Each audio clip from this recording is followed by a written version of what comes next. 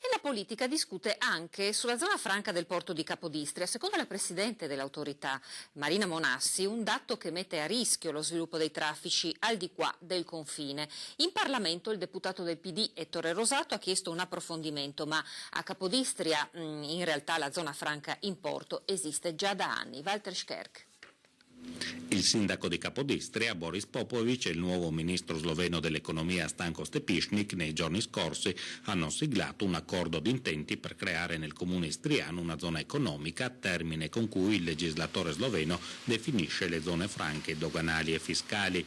All'interno del porto di Capodistria è però già attiva una zona economica, un'area sorvegliata servita da strutture adeguate e recintata. Un regime assolutamente paragonabile a quello che vige nel porto franco di Trieste, solo che a Capodistria possono attraccare anche navi ben più grandi di quelle ormeggiate nel porto vecchio dello Scalo Giuliano.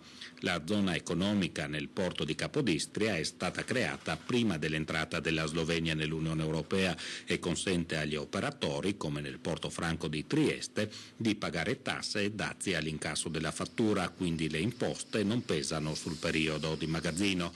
Il ministro Stepišnik e il sindaco Popovic intendono però estendere queste agevolazioni anche per la zona industriale di Capodistria nel centro storico della città e soprattutto all'area del futuro nuovo terminal passeggeri, dove potrebbe sorgere anche un grande free shop interessante per lo sviluppo della crocieristica. Sindaco e ministro hanno trovato l'accordo per la costruzione del terminal passeggeri e per l'allungamento del molo principale di Capodistria, mentre il documento sull'estensione della zona economica in altre zone del comune deve essere preparato e comunque dovrà essere vagliato dall'Unione Europea.